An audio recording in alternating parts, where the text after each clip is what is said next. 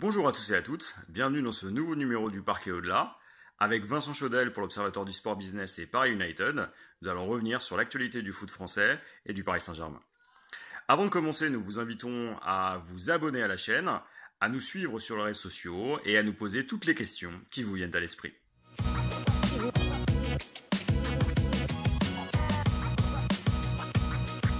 Premier sujet qui nous a intéressé avec Vincent, le verdict des élections municipales.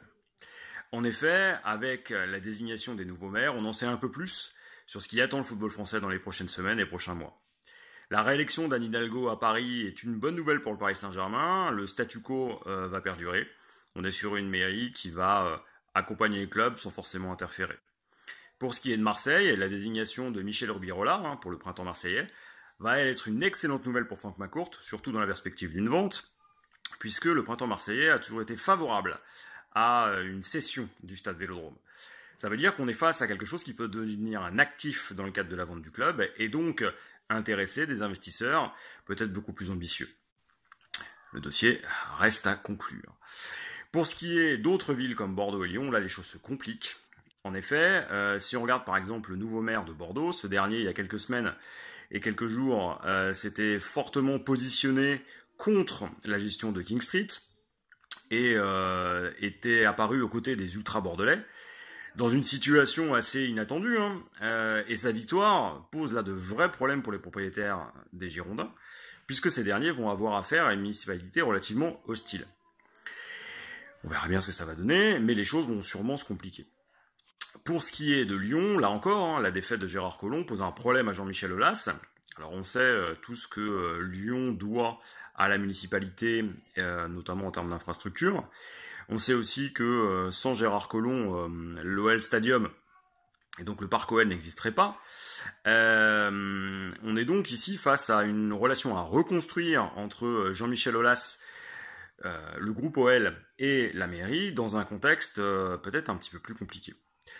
Là encore, on voit une nouvelle fois les liens très étroits qui existent entre football et politique.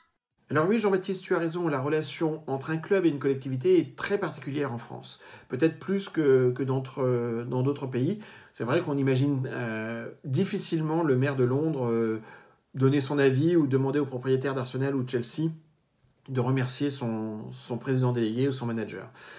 En France, c'est comme ça. Alors pourquoi ? Bien parce que c'est le fruit de l'héritage d'une relation qui a longtemps été équilibrée entre des collectivités qui mettaient à disposition des stades, qui accompagnaient les ambitions des clubs avec de la subvention, et en contrepartie, les clubs animaient la cité, 10, 20 000, 50 000 spectateurs une fois tous les 15 jours, un vrai poumon démocratique pour une ville, et qui permettait aux élus de rester en contact avec la population. Et puis, l'autre sujet, c'est évidemment exposer le nom de la ville au niveau national, voire au niveau international, bref, un levier de réputation.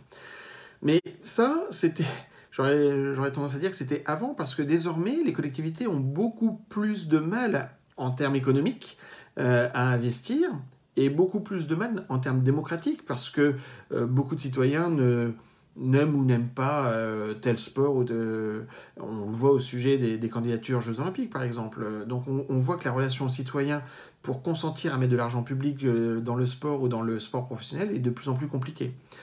Pour autant, il n'y a pas de grande ville en Europe sans grand club. Et ça devrait retenir l'attention de certains. Donc c'est un vrai sujet, c'est savoir jusqu'où on peut aller au niveau de la place des supporters, jusqu'où la collectivité peut agir sur un club dont il n'a plus la propriété, dont il n'a plus les clés du financement. Ce sont des sujets qu'il va falloir surveiller avec grande attention, parce que le championnat de France et le PSG en dépendent. On a besoin, le club, le championnat a besoin d'adversaires crédibles. Ces adversaires crédibles ont besoin d'équipements, de stades notamment, et ils ont besoin aussi de bonnes relations avec les collectivités.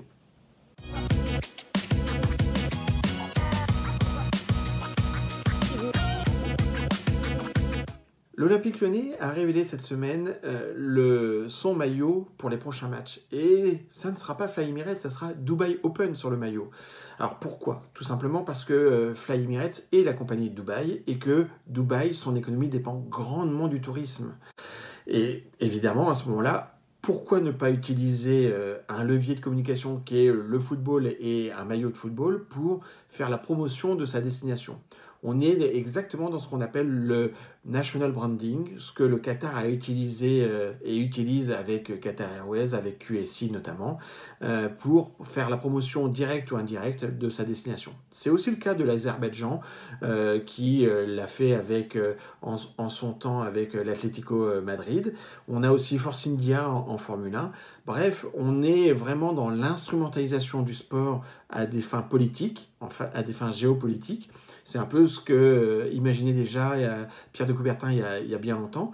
La seule chose, c'est que désormais, nous, pays européens, on est plutôt le théâtre, on assiste en tant que spectateur à ce genre de promotion, mais finalement, vaut mieux des oppositions entre États sur le terrain du sport que des guerres. Et donc, c'est cette dimension-là qui est intéressante à suivre.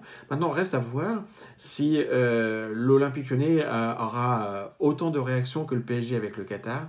Je ne sais pas, mais j'en doute un peu. Vincent a raison de rappeler que le sponsoring, finalement, a plusieurs objectifs. Des objectifs économiques, des objectifs en termes de notoriété, en termes commerciaux, et qu'il peut avoir des objectifs géopolitiques. On l'a vu avec Gazprom, on l'a vu avec Coca-Cola, on l'a vu avec toutes les marques qui utilisent finalement les logiques du marketing pour valoriser les nations, valoriser des combats, valoriser des luttes, qu'elles soient nationales ou qu'elles correspondent à un positionnement sur la scène mondiale. Le sponsoring n'est jamais anodin. En l'occurrence ici avec Fly Emirates et la campagne Dubai Open, alors d'abord c'est une manière de montrer que à la suite du Covid, le pays se rouvre, mais ce qu'on voit également c'est tout ce que ça peut impliquer à l'échelle du championnat de France.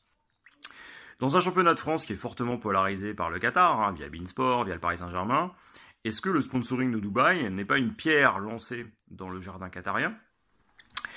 Et pour ça, il va falloir suivre de près les activations qui vont être réalisées. Alors l'Olympique Lyonnais est un concurrent direct du Paris Saint-Germain à l'échelle française. Il est aussi engagé dans la dernière ligne droite de la Ligue des Champions pour cette saison. On va donc voir ce qui va figurer sur ce maillot.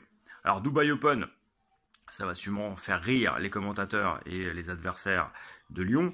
Mais ce qu'on va surtout regarder, c'est de voir comment va être déclinée cette campagne de sponsoring durant le temps que durera le contrat. Et on regardera plus sûrement les matchs qui vont opposer Lyon et le Paris Saint-Germain. Alors déjà en finale de coupe, mais surtout au cours du prochain championnat. Parce que c'est là où on verra si un tel sponsoring dépasse le cadre habituel. Et consiste finalement en une attaque directe du Qatar via d'autres moyens. En attendant de voir justement ce qu'il advient de cette campagne marketing, on va surtout s'intéresser à notre prochain ministre des Sports, dont le nom va être révélé dans le courant de la semaine. Et puis, avant de vous retrouver la semaine prochaine, on vous invite à vous abonner à la chaîne, nous suivre sur les réseaux sociaux, et à nous poser toutes les questions qui vous viennent à l'esprit. Avec Vincent, on va vous souhaiter une bonne semaine. On vous dit à très bientôt avec l'Observatoire du Sport Business et Paris United. Et on vous dit profitez du sport, profitez du PSG et à très vite.